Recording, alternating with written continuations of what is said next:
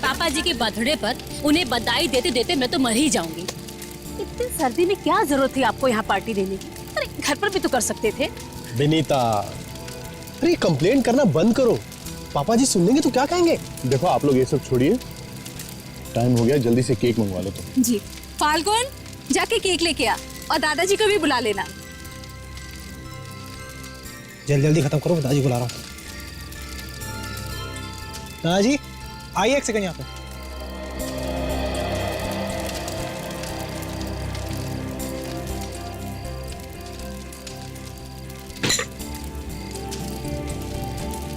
जीते रहो बेटा। Happy birthday. हैप्पी बर्थडे दादाजी।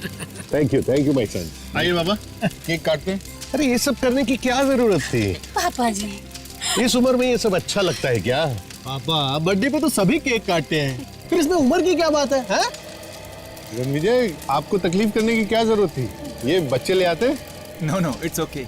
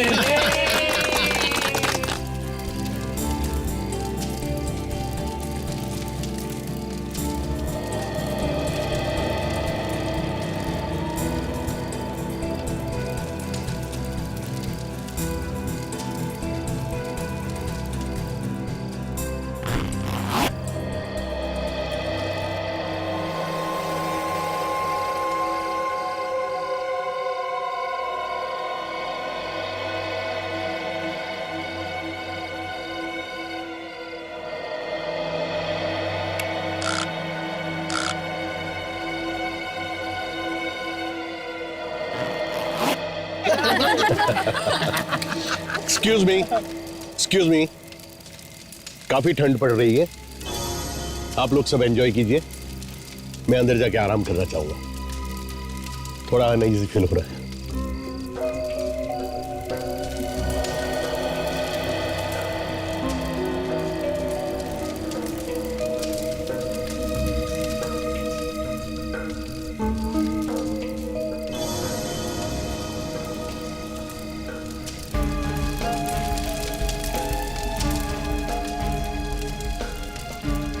इनका हर बार का यही तमाशा है। 2 मिनट भी प्यार से नहीं रह सकते ये। इतना अच्छा इंतजाम किया था और बस चल दिया ऐसे ही।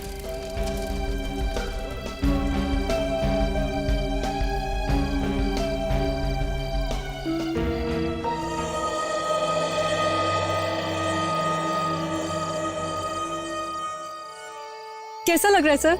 आपके बच्चों ने इतनी अच्छी पार्टी दी आपके जन्मदिन के लिए। It was so nice of them, है ना? सब नाटक है नाटक सूजी। मुझे पहला फुसला कर ये सभी लोग प्रॉपर्टी अपने नाम करना चाहते हैं। पर सर सूजी, तुम शायद नहीं देख सकती, मुझे इनका लालच साफ साफ दिखाई दे रहा है। सारे के सारे मतलबी हैं, पर ये जैसा चाहते हैं ना वैसा मैं हरगिज होने नहीं दूंगा, इसीलिए मैंने तुम्हें यहां बुलाया है। मतलब उस दिन जो आप कह रहे थे वो आप सचमुच करने वाले? ये मेरा आखिरी फैसला है और इसे कोई नहीं बदल सकता। सर बताइए सर, मुझे क्या करना है? ये लो, इसे कल के न्यूज़पेपर में छपवा देना। मुझे अभी इसे प्रेस में देना होगा। थैंक यू सूजी, बाय।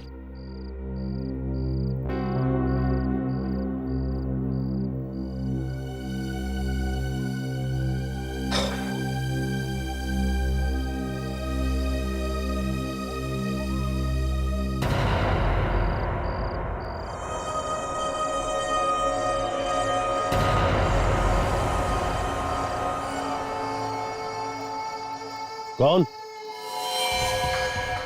कौन हो तुम? सामने क्यों नहीं आते?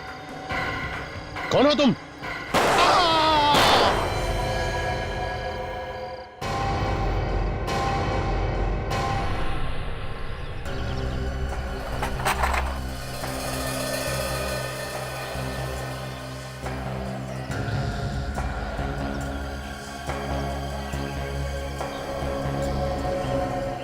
खून के निशान यहाँ से शुरू हुए। मतलब रोहन जी यहाँ पे बैठे थे जब इन्हें गोली लगी, और उसके बाद यहाँ तक चल के आए और नीचे गिर गए। 2 गोली मारी गई है बस। ये यहाँ पे क्या लिखा हुआ है? वी। इनकी उंगलियों पे खून लगा हुआ है। ऐसा लगता है कि मरने से पहले ये कुछ लिखने की कोशिश कर रहे थे। पर वी क्यों? हो सकता है मरते मरते खूनी का नाम लिखने की कोशिश की हो। विवेक, लाश की अच्छी तरीके से फोटो ले लो और इस वी को भी उठा लो जरा।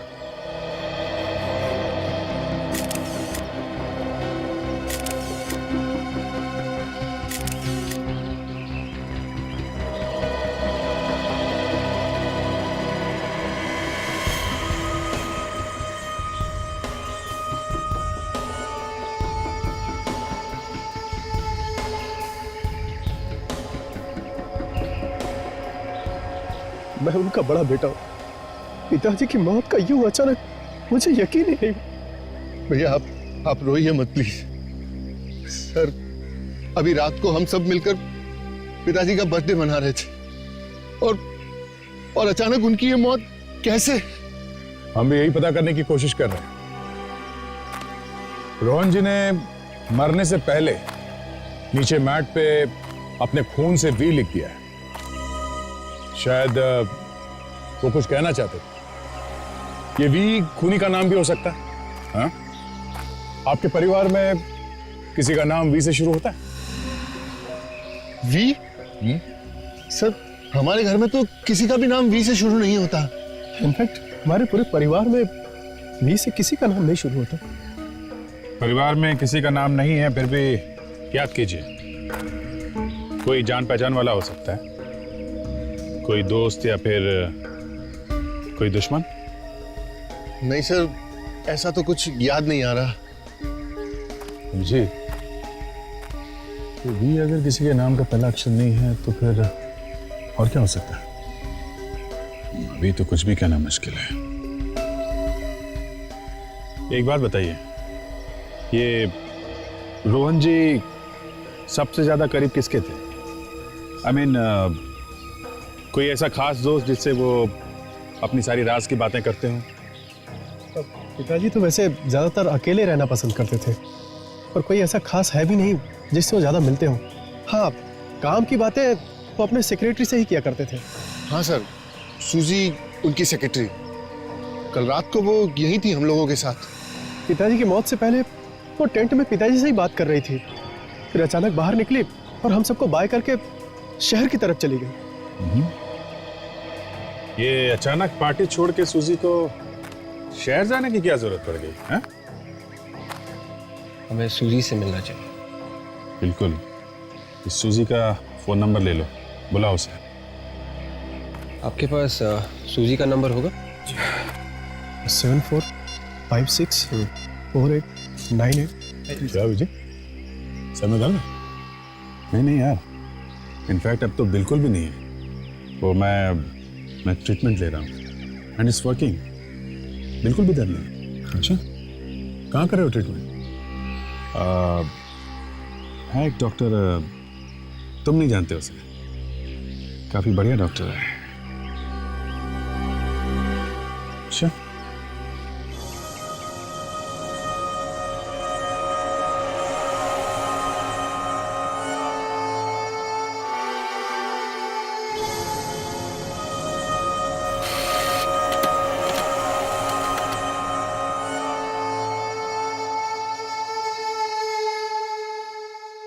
दो गोलियां लगने के बाद बचने का तो कोई चांस ही नहीं रहा होगा बेचारे के पास। हाँ, बेचारे को गोली भी लगी जंगल के बीचों बीच। वहां से हॉस्पिटल तक पहुंचना मुश्किल ही था। हॉस्पिटल अगर पास में होता तब भी बचना मुश्किल ही था। सर इस मैट के ऊपर से जो खून मिला है वी के निशान में, ये खून रोहन का ही है। मतलब ये वी का निशान रोहन के खून से बना है? कहीं खूनी ने तो जाते जाते ये निशान नहीं बना दिया रोहन के खून से? अभिजीत, ये उंगली का निशान रोहन का है। इसका मतलब ये वी का निशान रोहन ने ही बनाया। वी के निशान ने दिमाग खराब कर दिया है। एक आदमी जिसे 2 गोलियां लगी है, वो उठकर जाके ये वी का निशान क्यों बनाएगा? अरे उठने की कोशिश करेगा, मदद मांगने की कोशिश करेगा, खुद उठ के जाकर खून में उंगलियां डुबाकर ऐसे वी बनाएगा।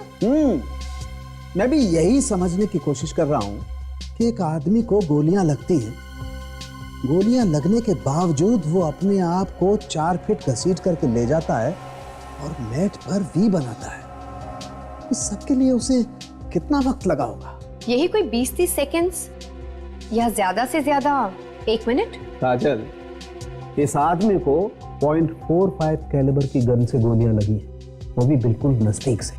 एक गोली पेट में लगी है और दूसरी सीधी छाती में दिल को चीरती हुई बाहर निकली है। क्या तू कहना क्या चाहता है सारुण?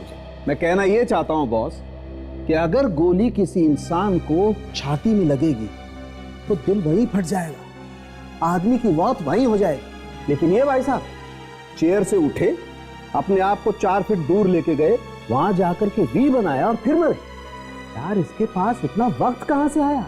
सारुण के 100 में 1 चांस भी नहीं? कुछ पल के लिए जी नहीं सकता आदमी गोली लगने के बाद? बॉस तुम कहते हो तो 100 में से 1 तो नहीं, लेकिन 1 करोड़ में से 1 चांस मान सकता हूं। वाह, तो आपका कहना है कि यह वी का निशान रोहन ने नहीं बनाया है, और आपका कहना है कि खून में जो उंगलियों के निशान हैं वो रोहन के ही। कमाल है, क्या बताया आप दोनों ने, दिमाग खुल गया है। Excuse me. तू यार केस को सुलझाता है क्या उलझाता है? अरे क्या उलझाना सुलझाना यार, मैं तुम्हें हकीकत बताने की कोशिश कर रहा हूं, तुम कह रहे हो कि उलझा रहा हूं। कमाल है यार। अरे रोहन के सेक्रेटरी सूजी ब्यूरो में आ गई है। सूजी ब्यूरो में आ गई? Yes sir. तुम निपटो इससे।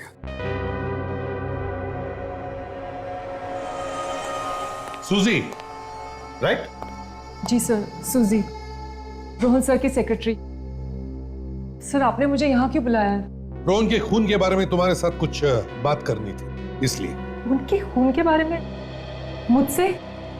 सर मुझे इस बारे में कुछ भी नहीं पता, मैं तो वहां थी भी नहीं सर। हाँ, आप वहां पे थी नहीं, मगर मरने से पहले आखिरी बार उन्होंने आपसे मुलाकात की थी। कौन सी बात करने के लिए बुलाया था तुम्हें उन्होंने टेंट में? क्या बात हुई थी? उस रात रोहन सर ने अपने जन्मदिन का केक काटने के बाद मुझे अपनी नई वसीयत के बारे में बताने के लिए बुलाया था। नई वसीयत? ये क्या नया चक्कर है? मरने से पहले रोहन ने नई वसीयत बनवाई? जी सर, और उसके मुताबिक उनकी सारी प्रॉपर्टी चैरिटी ट्रस्ट को जाएगी। इतनी सारी प्रॉपर्टी चैरिटी के ना, बच्चों को कुछ भी नहीं? नहीं सर नहीं, उन्हें एक पैसा नहीं देना चाहते थे वो, इसलिए उन्होंने रणविजय से कहकर ये नई वसीयत बनवाई थी। कमाल है, इतनी नफरत करते थे वो अपने बच्चों से? क्यों, कुछ पता है तुम्हें? सर वो अपने बच्चों से बिल्कुल खुश नहीं थे, उन्हें लगता था वो सब सिर्फ उनके पैसों के पीछे हैं, किसी को उनकी कोई कदर ही नहीं है।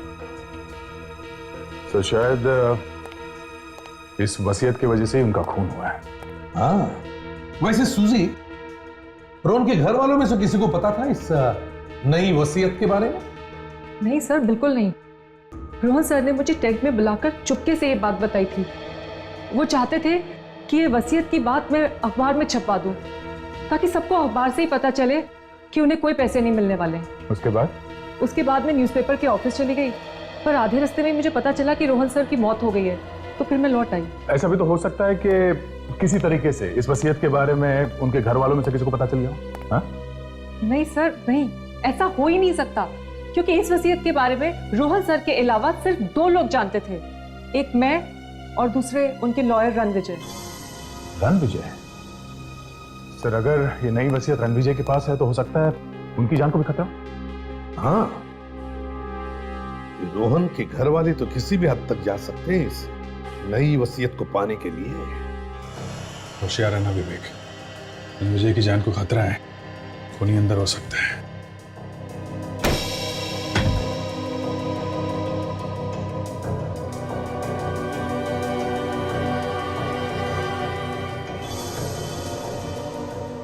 सारा घर तहस नहस है। लगता है खूनी नई वसीयत के पेपर्स ढूंढने आया होगा।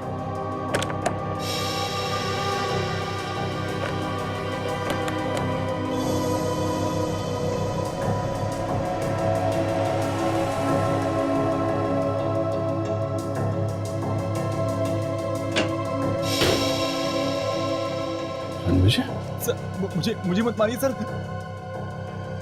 तुम ठीक तो हो ना? Yes sir. लेकिन तुम ये अलमारी के अंदर क्या कर रहे थे? हाँ? मेरे आने से पहले कुछ लोग मेरे घर में घुसे हुए थे सर। सर वो रोहन जी की नई वसीयत के पेपर्स ढूंढ रहे थे। अच्छा, फिर? सर जैसे ही मैं घर में घुसा उन्होंने मुझे देखते ही गोली चला दी। सर मैं किसी तरह उनसे बच के यहाँ अलमारी में आके छिप गया।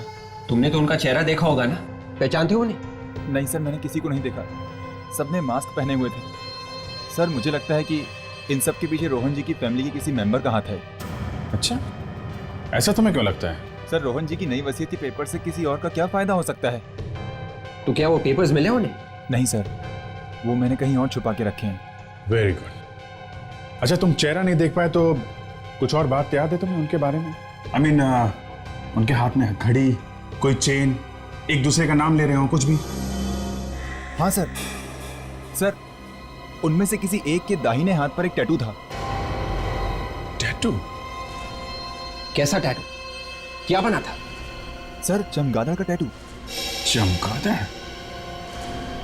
देखना पड़ेगा कि रोहन की फैमिली में कौन है जिसे चमगादड़ से इतना प्यार है। हाँ, मैं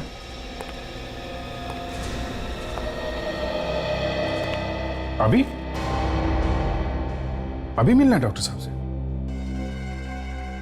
ठीक है, तो मैं आता हूं। हाँ, मैं अंदर आ सकता हूं डॉक्टर साहब? अरे Abhijit, please come, have a seat. अब कैसे हो अभिजीत? अब तो एकदम ठीक हो गया हूं डॉक्टर साहब। ऐसा लगता है मेरा सिर दर्द तो गायब हो गया है। देखा, मैंने तो पहले ही कहा था ना कि दवाइयों से ज्यादा अपने डॉक्टर पे भरोसा होना जरूरी है। अब क्योंकि आपका सर दर्द चला गया है तो मैं आपको नई दवाई दे देता हूं ताकि ये दर्द फिर से वापस ना आए। हेलो माया, अभिजीत की दवाइयां लेकर आइए। डॉक्टर साहब, ये जो पुरानी दवाइयां थी वे तो बिल्कुल ठीक काम कर रही हैं, तो नई दवाइयां जरूरी हैं क्या? अभिजीत, मुझ पे विश्वास रखो, पहले की सारी दवाइयां बंद कर दो और कल से आप ये नई दवाई लेना शुरू करो। दिन में 2 टैबलेट्स, एक सुबह और एक रात को। ओके, तो मैं चलूं? Okay Abhijit, all the best. Thank you very much.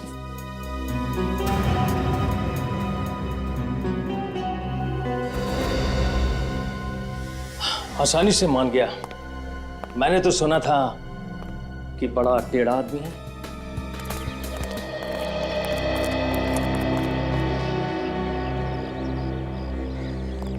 आइए सर। सर, आप लोग रणविजय और सुजी से मिलने वाले से, कुछ पता चला उनसे? जी हाँ, हम लोग उनसे मिले और कुछ पता भी चला है। आप ये बताइए कि आपकी फैमिली में कोई ऐसा आदमी है जिसके दाएं हाथ पे चमगादड़ बना है, टैटू? हाँ सर, मेरे छोटे बेटे धीरज के हाथ पर बना हुआ है, लेकिन इसका इस केस से क्या संबंध है सर? संबंध है मिस्टर अजय, संबंध है। आपका छोटा बेटा धीरज है कहाँ? बुलाइए उसे। जी, बच्चे घर पर नहीं है। नहीं है? कहाँ गए? वो लोग जंगल वाले घर पर गए। जंगल वाले घर पर? अभी भी आपके पिता रोहन जी का वहां पे खून हुआ है, ये बच्चे वापस वहां क्यों गए? पता नहीं सर। एक काम करिए, आप हमें जंगल वाले घर का एड्रेस दीजिए, देखते हैं चमगादड़ वाला हाथ अब क्या करने वाला है।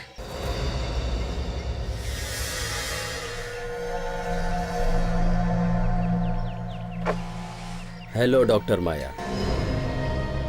अभिजीत अब सीआईडी में ज्यादा देर नहीं रह सकेगा। मैंने उसे वो दवाई दी है जिससे सीआईडी में उसका रहना मुश्किल हो जाएगा। और एसीपी?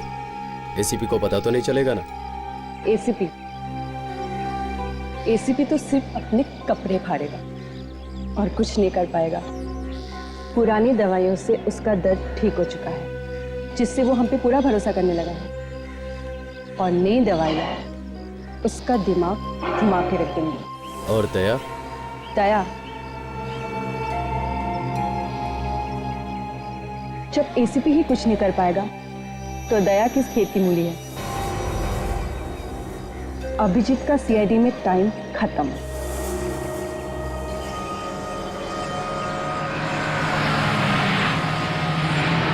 सर ये वही जगह है जहाँ से रोहन जी के फॉरेस्ट हाउस के लिए रास्ता जाता है। वो पांचों भाई यही आए होंगे। रास्ता जैसा तो कुछ दिख नहीं रहा है।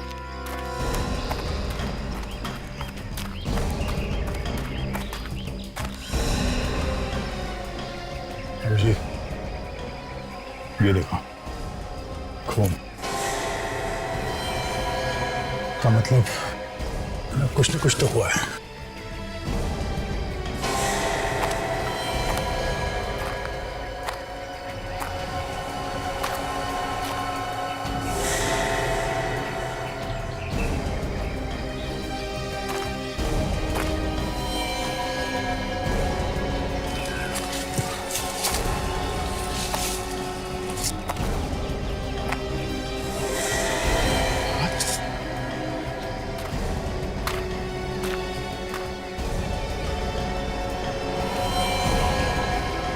ये तो फाल्गुन है, रोहन का पोता। फाल्गुन? इतना सारा खून?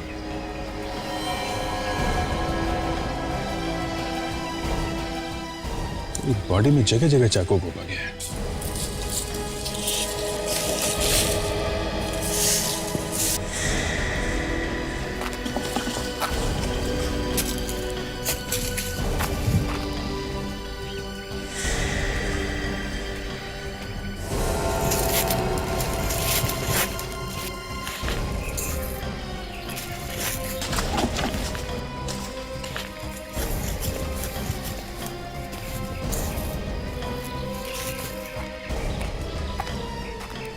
भूमि शाह को अपने साथ लेके भागा है। कमाल है। ये पांचों भाई घर से एक साथ निकले थे। अगर एक यहाँ है तो बाकी चारों भी यहीं कहीं होंगे। एक भाई का खून हो जाए तो बाकी भाई उसे मरता छोड़ भाग कैसे सकते हैं? ऐसा भी हो सकता है दया ये काम इन चारों भाइयों में से किसी का हो। खून ताजा ताजा है, मतलब इसकी मौत अभी अभी हुई है। खून करने वाला यहीं कहीं आसपास होना चाहिए। पूरा जंगल छान मारते हैं। विवेक, बॉडी को फॉरेंसिक लैब में भेजने का इंतजाम करो। Yes sir.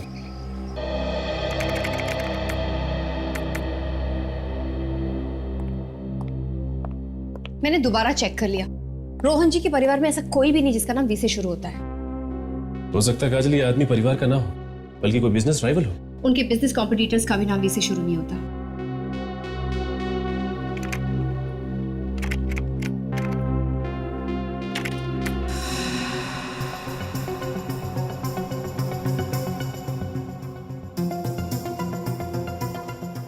ये देखो, रोहन जी को दुनिया भर से पेंटिंग खरीदने का बहुत शौक था और उनकी एक पेंटिंग है जिसका नाम है वी।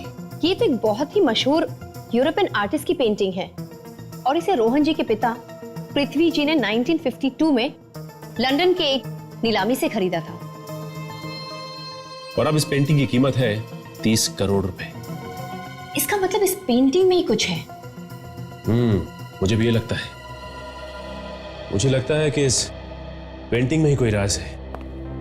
हमें जल्द से जाके इस पेंटिंग को देखना होगा। कहां पे है ये पेंटिंग? मंधार कॉलोनी, रोहन जी के पुराने बंगले में।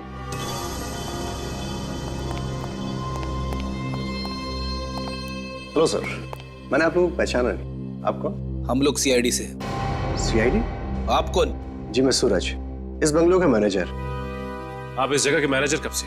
जी मैं रोहन सर के लिए पिछले 3 साल से काम कर रहा हूँ। लगता है रोहन जी को पुरानी आर्टिस्टिक चीजें इकट्ठा करने का बहुत शौक था। जी मैं। वैसे ऐसी कोई पेंटिंग के बारे में आप जानते हैं जिसका नाम वी है? V painting? आप उसके बारे में जानते हैं? ऐसा क्या है इस पेंटिंग जो आप नाम सुनते ही चौंक गए? नहीं, ऐसी कोई बात नहीं सर। वो भी पेंटिंग यहीं पर है। वो एक्चुअली क्या कि इतने दिनों से उस पेंटिंग में किसी को कोई इंटरेस्ट नहीं था, पर अमित, विक्रम और रोहन जी के सभी पोते उस पेंटिंग को ढूंढते हुए सभी यहाँ पर आए थे। क्या रोहन जी के सारे पोते उस पेंटिंग को ढूंढते हुए आए? जी सर। अच्छा ये बताइए कि क्या हुआ था जब वो उसे ढूंढते हुए आए? कुछ नहीं सर, लेकिन सब के सब अजीब तरह से उस पेंटिंग के बारे में बात कर रहे थे। बल्कि अब उन्होंने तो उस पेंटिंग को ले जाने के बारे में हमसे पूछा भी था। तो आपने क्या किया? पेंटिंग दे दी? नहीं सर, ऐसे कैसे दे देता? वो पेंटिंग यहीं पर है सर। आइए। आइए सर। सर ये है दुनिया भर में मशहूर वी पेंटिंग।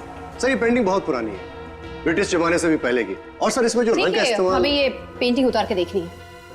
मरते वक्त रोहन जी ने एक पेंटिंग का नाम क्यों लिखा होगा? बड़ी अजीब बात। फ्रेडी, क्योंकि राज इसी के अंदर छिपा है। ये देखो, इसका कवर फटा हुआ है, मतलब राज यहीं पे है। ये तो किसी खजाने का नक्शा है। ये तो कोरोना जंगल का है, ये नक्शा वहीं का है। जंगल में खजाना? और ये देखिए, ये जो रास्ता आगे की तरफ जा रहा है, ये तो रोहन जी की प्रॉपर्टी, उनकी पुश्तैनी मकान का है। इसका मतलब ये सारे के सारे खून खजाने के पीछे किए जा रहे हैं। अरे ये क्या है?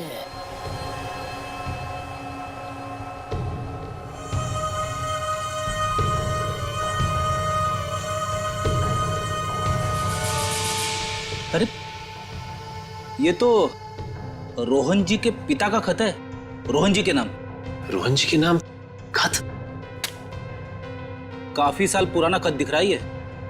इसमें साफ साफ लिखा हुआ है कि रोहन बेटा, ये पेंटिंग संभाल के रखना। इस पेंटिंग में एक खजाने का राज छुपा हुआ है, तुम्हें इस खजाने तक पहुंचना ही होगा।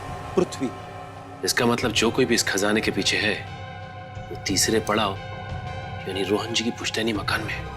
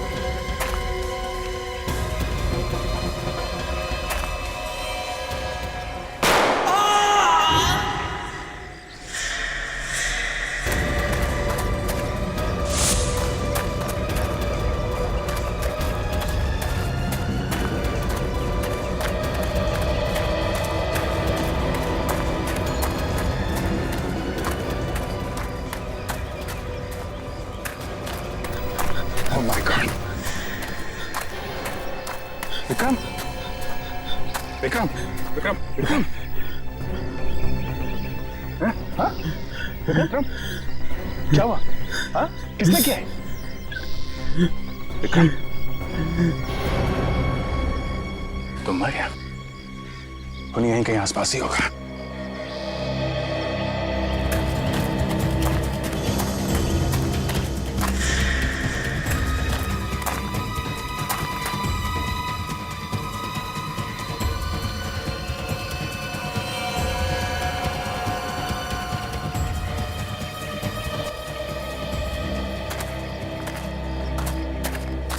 भाग गया। लगता है यहाँ आसपास कहीं जंगल में छुप के बैठा होगा। पहले फाल्गुन की मौत, अब उसका भाई विक्रम। ये हो क्या रहा है फैमिली में? हाँ, सब एक दूसरे के दुश्मन बन गए हैं। और क्यों?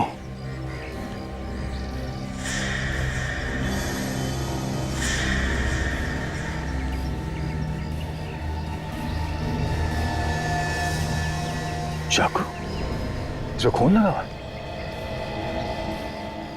ये फाल्गुन को चाकू घोप घोप के मारा गया था।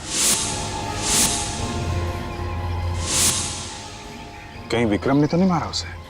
अपनी भाई का खून, मतलब विक्रम ने फाल्गुन को मारा और किसी और ने विक्रम को मारा। काफी गहरा चक्कर है बॉस।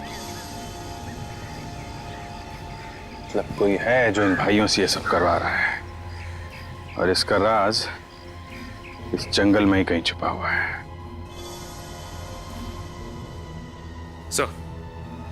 सर, रोहन जी के सारे पोते एक खजाने के पीछे है सर। यस सर, हमें खजाने का नक्शा मिल गया है सर। उस जंगल में पुश्तैनी मकान है, वहीं मिलेंगे।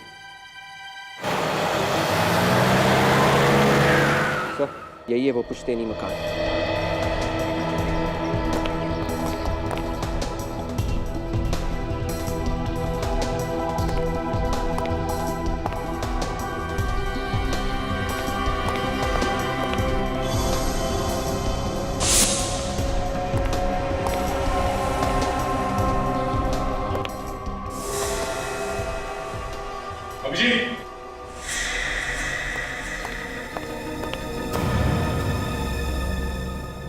मर चुका है। वही चाकू मारा गया ऐसे भी। तो लगता है वो लोग यहाँ से आगे निकल चुके हैं। यहाँ पर भी कोई दिख नहीं रहा है। सर वो इस घर में कुछ ऐसा छुपा हुआ है जिसको ढूंढते हुए लोग यहाँ पर आए थे। नक्शे की कोई अगली कड़ी। ये तस्वीर ऐसी टेढ़ी क्यों है?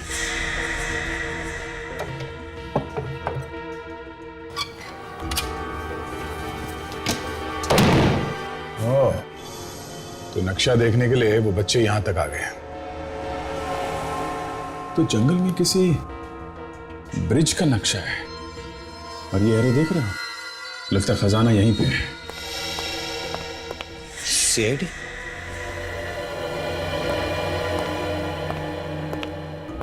सर मैं इस जंगल का गार्ड हूं।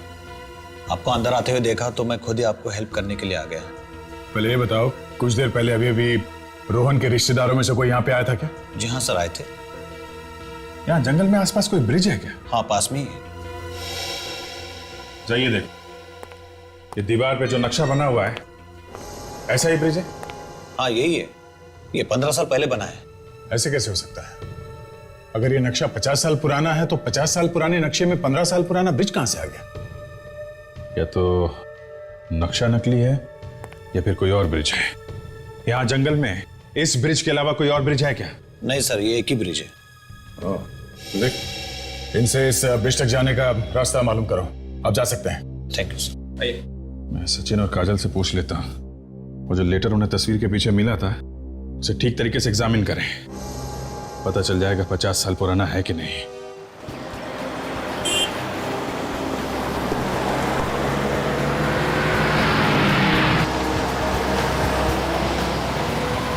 ये नक्शा ही हमें उन बच्चों तक पहुंचाएगा। इसी नक्शे के पीछे गए होंगे वो।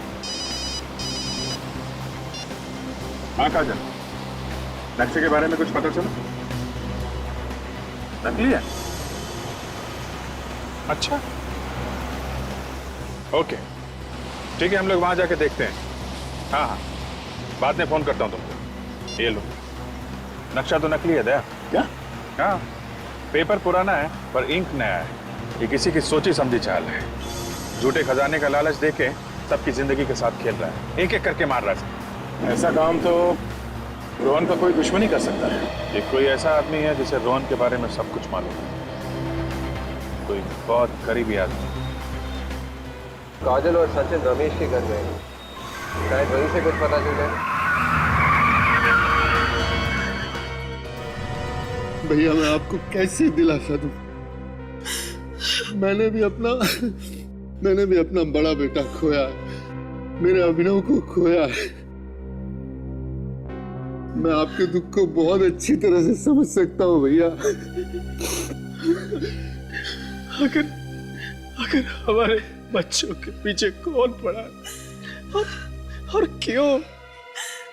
कोई तो है जो हमारे परिवार को बर्बाद कर देना चाहता है।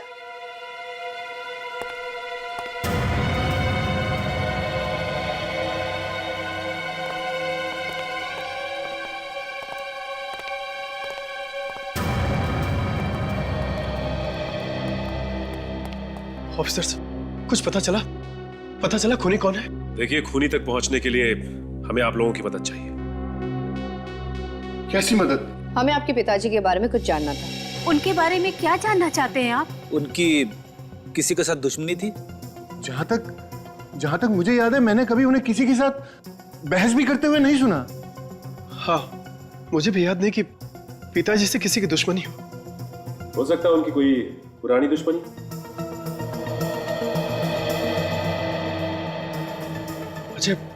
रमेश अंकल? हाँ, रमेश अंकल? रमेश अंकल पिताजी के बहुत अच्छे दोस्तों में हुआ करते थे। जब हम तकरीबन 7-8 साल के होंगे तो पिताजी में और रमेश अंकल पे बहुत जबरदस्त लड़ाई हुई थी। और तब रमेश अंकल ने पापा को जान से मारने की धमकी भी दी थी। लेकिन इस बात को तो कई साल बीत चुके हैं। कहाँ रहते हैं तुम्हारे ये रमेश अंकल? शायद अंधेरी वेस्ट के लिंकिंग रोड पे रहते थे। अंधेरी वेस्ट के लिंकिंग रोड पे? सबसे पहले यह पता करना होगा कि रमेश जी से इस दुश्मनी की वजह क्या है। जी हम लोग सीआईडी से। देखिए हमें आपसे कुछ पूछताछ करनी है रमेश जी के बारे में। रमेश जी हैं? उन्हें गुजरे तो 32 साल हो गए और वो मेरे ससुर जी थे, पर आप लोग उनके बारे में क्यों पूछ रहे हैं? 32 साल हो गए? फिर भी जरा याद करके बताइए कि उन्होंने कभी किसी रोहन के बारे में कोई बात की किसी से? रोहन? ओ रोहन, हाँ, मेरे ससुर जी और मेरे पति अक्सर किसी रोहन के बारे में बात किया करते थे। ये बताइए कि आपके ससुर और रोहन का क्या रिश्ता था? कैसे जानते थे एक दूसरे को? उन लोगों की आपस में दुश्मनी थी। ये बात तो बहुत पुरानी है, भारत में जब ब्रिटिश राज चल रहा था उस समय की। क्या हुआ था? क्यों थी दुश्मनी? मेरे ससुर जी आजादी की लड़ाई में शामिल हो गए, पर रोहन ने दगाबाजी की। उनके कुछ प्लान्स चुराकर अंग्रेजों के हवाले कर दिए कुछ पैसों के लिए, जिस वजह से मेरे ससुर जी को जेल हो गई और उनके कुछ साथी भी मारे गए। मेरे ससुर जी को बहुत तड़पाया गया था जेल में। हमें आपके पति से मिलना है, बुलाइए उन्हें। जी वो भी इस दुनिया में नहीं है। We are really sorry। अच्छा आपके घर में अब है कौन? जी मेरा एक बेटा है। क्या करता है आपका बेटा? वो विदेश में रहता है। ये रही उसकी तस्वीर। अमन।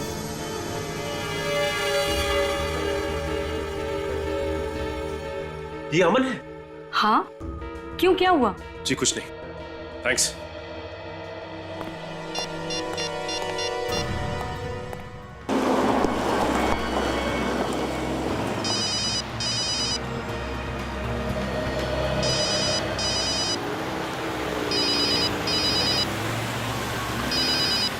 सर आपका फोन लग रहा है।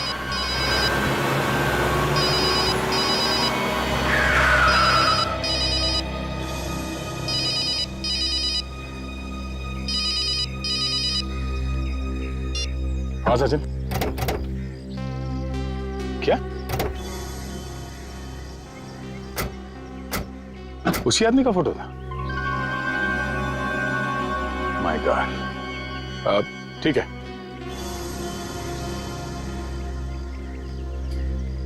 Okay okay bye. क्या हुआ सर? इस आदमी का पता चल गया है जो ये सब करवा रहा है। अच्छा, पहले हमें इन बाकी के भाइयों को रोकना होगा एक दूसरे का खून करने से। हाँ उनको रोकना होगा। चलो वो जो कोई भी है वो आदमी भी यहीं कहीं जंगल में छुपकर सारा खून खराब होते हुए देखे। यही क्यों होना चाहिए? अभिजीत, क्या हुआ अभिजीत? तुम ठीक तो हो? मैं? हाँ मैं बिल्कुल ठीक हूँ। मुझे क्या हुआ? ऑल राइट, या चलो ढूंढते हैं उनको। अभिजीत, मैंने तुम्हारे जेब से फोन निकालकर सचिन से बात की और तुम्हें पता तक नहीं चला।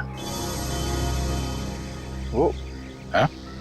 क्या बात कर रहे हो? ये मैंने देखा था तुम्हें बात करते हुए, तो मैंने सोचा कि तुम्हें डिस्टर्ब क्यों करूं, है ना? चलो उनको ढूंढना होगा।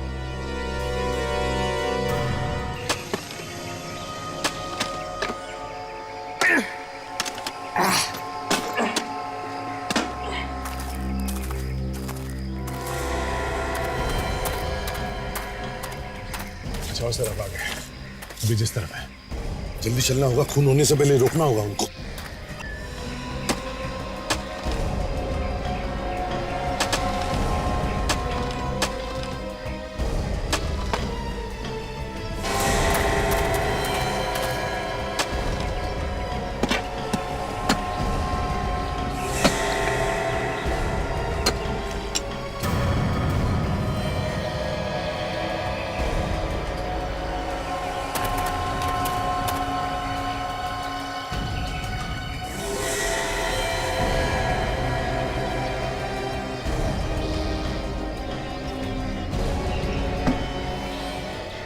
खजाना मिल गया यार, माला माल हो गए। जल्दी खोल इसे, जल्दी खोल।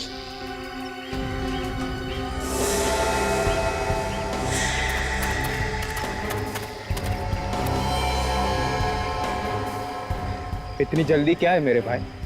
विवेक, जल्दी से जाओ, पीछे से जाओ। देखो उनके पास गन है, कहीं हड़बड़ी में वो गन न चला दे। ये क्या कर रहा है यार? पागल हो गया तू? ये खजाना मेरा थोड़ी है यार, हम दोनों का है ये। खजाना हम दोनों का नहीं, सिर्फ मेरा है, समझे? सिर्फ मेरा। उसने मुझे बोला था कि तुझ पे भरोसा ना करूं। अगर उसकी बात मान लेता तो आज ये दिन नहीं देखना होता। क्या बकवास कर रहा है? अबे उसने मुझे तुझसे सावधान रहने को कहा था, तुझसे। अरे मुझसे सावधान होने की क्या जरूरत है यार? मैं तुझे थोड़े ना मारूंगा यार। हिलना मत, बिल्कुल हिलना मत। मुझे पता था कि तू पलट के ब्लैकमेल करेगा, पीछे से वार करेगा, इसलिए मैंने कोई भी सबूत नहीं छूटने दिया। सारे के सारे भाइयों को मार डाला और अब तेरी बारी है, समझे? Your turn. वाह रे वाह, क्या भाईचारा है, वाह। तुम दोनों के बीच में जो शक और नफरत पैदा की है ना, वो सिर्फ एक ही आदमी ने की है। आप लोग यहाँ? जी हाँ, हम लोग यहाँ। वो एक ही आदमी है जिसने तुम्हारे दादाजी का खून किया है और तुम भाइयों में फूट डाली। और ये खजाना जिसके लिए तुम एक दूसरे की जान ले रहे हो, ये भी नकली है, समझे? पर सच तो ये है कि खजाना में मिल गया है। कोई खजाना वजाना नहीं है, बकवास है ये, कुछ नहीं है इसके अंदर।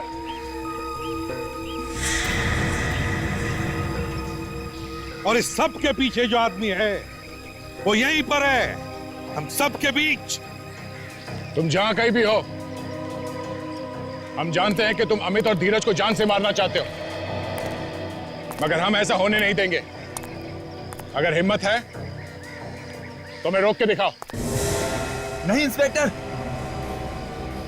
तुम उन्हें ऐसे नहीं ले जा सकते। रणविजय, इन दोनों को मरना होगा। तुमने दादाजी को मारा? हाँ, मैंने मारा, और मैं अब तुम्हें भी नहीं छोड़ूंगा। तूने हमारे भाइयों को भी मरवा डाला। क्या बिगाड़ा था उन्होंने तेरा? धोखेबाज, गन मेरे पास भी है, तू नहीं बचेगा, मार दूंगा तुझे।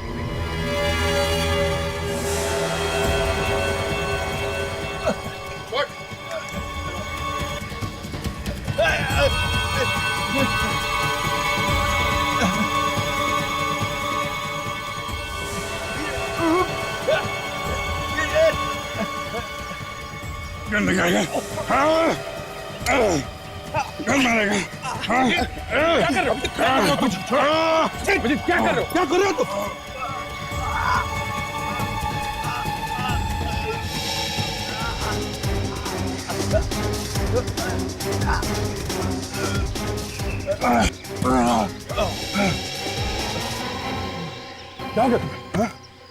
क्या कर रहे हो तुम? हट, मर जाता हो बेचारा।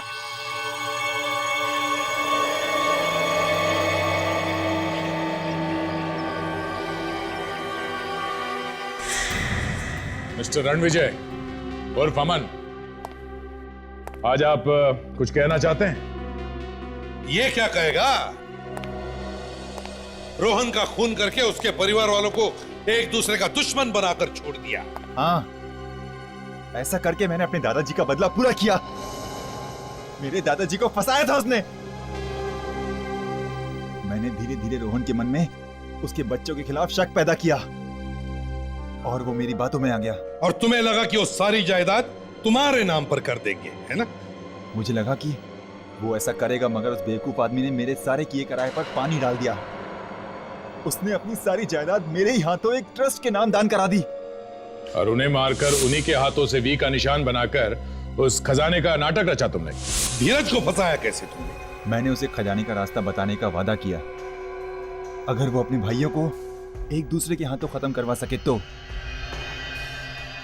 बस बाकी उनका लालच उनकी जान लेता चला गया। शर्म आनी चाहिए तुम्हें। वकील हो तुम, वकील। अपने दादाजी का बदला ही लेना था तो कानून से सजा दिलवाते, मगर नहीं। बदले की आग और लालच उन दोनों ने अंधा कर दिया तुम्हें। 4-4 बेकसूर लोगों के खून करवाए तुमने। अब चाहे जितनी भी वकालत करो, दुनिया की कोई भी अदालत तुम्हें फांसी से नहीं बचा सकती। ले जाओ इसे विवेक। चलो प्लीज सर, चलो। सर।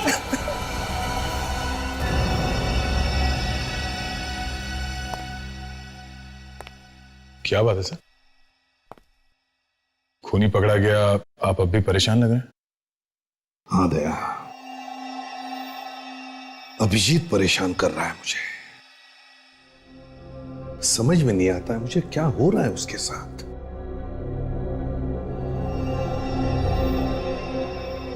तुम क्यों चुप हो गए? सर वो क्या क्या?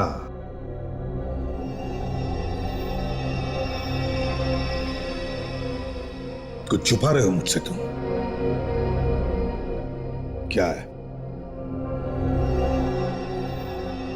सर अभिजीत पिछले कुछ दिनों से काफी बदला बदला सा है सर। मैंने उसे ऐसे पहले भी कई बार देखा है।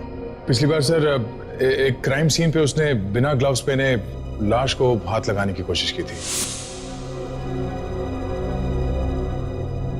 वही तो समझ में नहीं आ रहा है क्यों कर रहा है ऐसे। पता नहीं सर, पर यह सब तब से हुआ है जब से उसके सर पे वो चोट लगी है। तुमने पूछा उससे?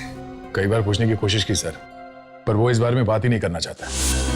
अभिजीत, इतनी सारी दवाइयां किस लिए? सर दर्द की दवाइयां हैं।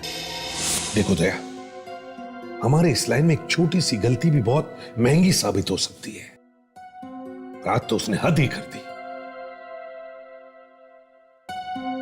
मुझे ही कुछ करना पड़ेगा। क्या आप क्या करना चाहते हैं सर? पता नहीं। सीआईडी में ऐसी गलती सिर्फ एक बार माफ हो सकती है, बार बार नहीं। अगर ऐसे ही चलता रहा तो सर आप अभिजीत को सीआईडी से निकाल देंगे? हाँ दया, निकाल दूंगा मैं अभिजीत को। मगर सर अभिजीत तो... देखो दया, अभिजीत सिर्फ तुम्हारा दोस्त ही नहीं, सीआईडी का एक सीनियर ऑफिसर भी है और मैं भी उसे पसंद करता हूं। मगर उसकी गलती की वजह से मैं सबकी जान को खतरे में नहीं डाल सकता।